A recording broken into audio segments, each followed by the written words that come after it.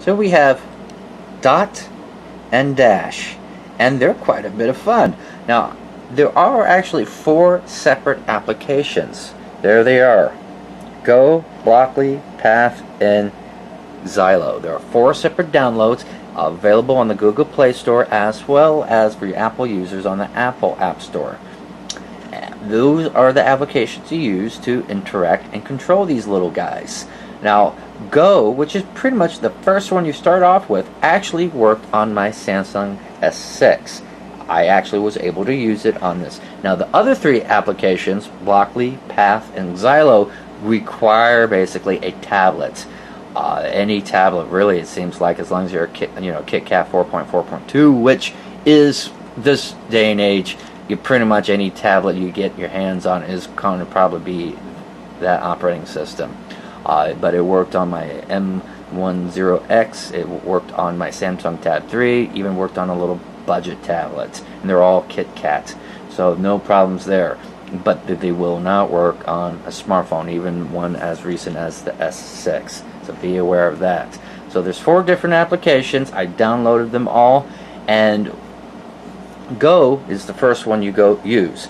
I have to say, there aren't really any instructions per se. What I mean by instructions, I mean step-by-step user guide telling you exactly how everything works, that sort of thing.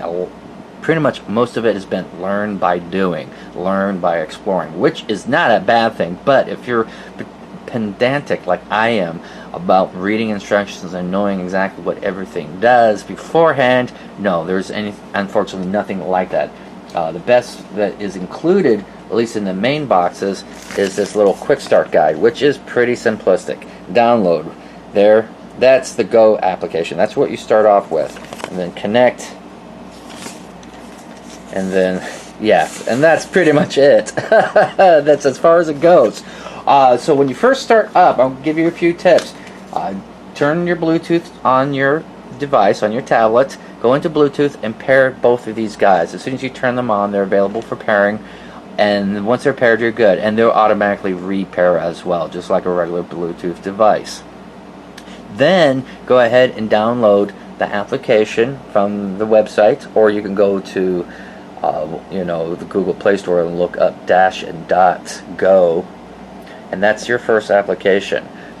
And then once you start that up, it's going to update the robots with the most recent firmware. Now, I did initially run into a problem with that first update. It won't let you go any further until they're updated, and when I first did it, it did lock up on me. It just wouldn't update. I don't know why, but what I did, it may have been the fact that I didn't pair these guys first off.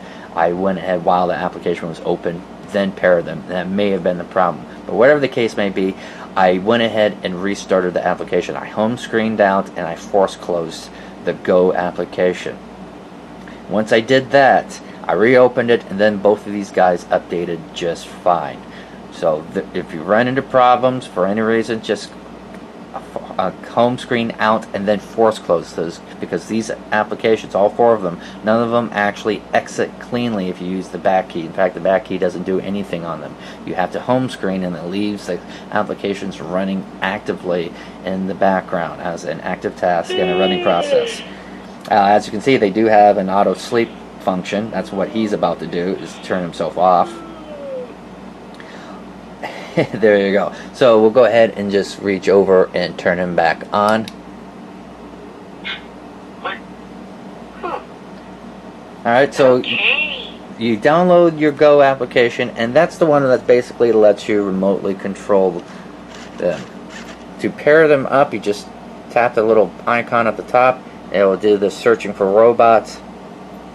And this is you initially have to have them paired by Bluetooth. Once they're paired by Bluetooth, you still have to go this route and connect them to the app.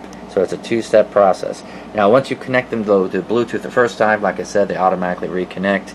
So once you open it up, you connect them via the app, and then we're good. So the Go app control, as well as a little bit of movement for dash. Now, it is kind of sensitive controls, so you want to be careful with that, even though you can adjust that there. There's also eye customization, sounds as well as recording your own and behaviors, and then lighting behavior, how you want, what colors and patterns you want them to do. That's the Go application. The Go application also has a little storyline that they act out. Now from within the app you can also go to apps and see the other 3 apps available, or once again you can go to Google Play and download them directly. There's Path, Blockly, and Xylo.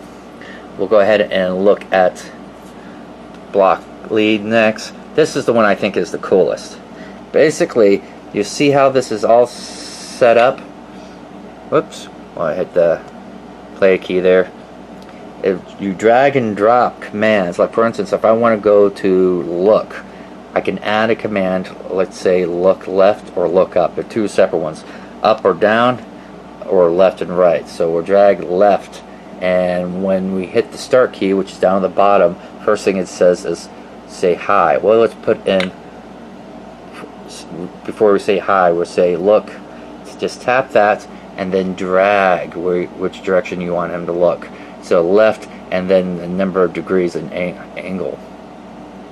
So so you just what's known as GUI, graphical user interface. Very easy programming. You just decide which way you want to look, and then there you go, 45 degrees. Hit the play button, and there you go. And then what you do is you just hit start. Hi. See, he just looked right at 45 degrees. It said hi. Now he's waiting for Dot to look up. This is one of the things I didn't quite understand at first. With Dot, which is our little guy over there, you actually have to pick him up. You have to hold him and look up with him. Now here's another thing, is you're looking in the right hand corner, you notice that it only has an icon for dash. So we have to tap that. It's going to search for robots. And I'm going to have to pair Dot here. Alright, so Dot is good. Oh, so this is where this one here is where you can change like a color scheme and the type of greeting. Alright, so now you'll notice at the top hand corner we got both guys going. So we're going to hit stop, and we've got my new code there, look right 45 degrees, so we'll hit start here. Now we're waiting for Dot to look up, right? Alright, so whenever you deal with these kind of behaviors with Dot, you need to hold Dot and then look up. Whoa! That's because the next code was forward 30. So being on a desktop, what I need to do is actually probably change that forward centimeters and dial it down at slow, very slow. Yes.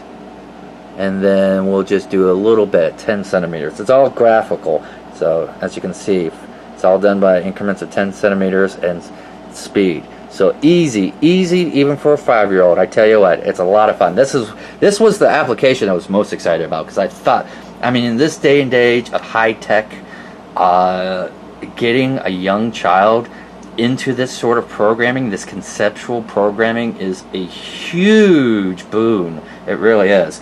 So one more time, I'm going to hit start. Alright, he looked right. Now we're going to wait for Dot to look up, so we'll pick it up and look up. And there goes dash, moving it forward. And then we're going to wait for Dot to look down, so I have to, hold him and look down.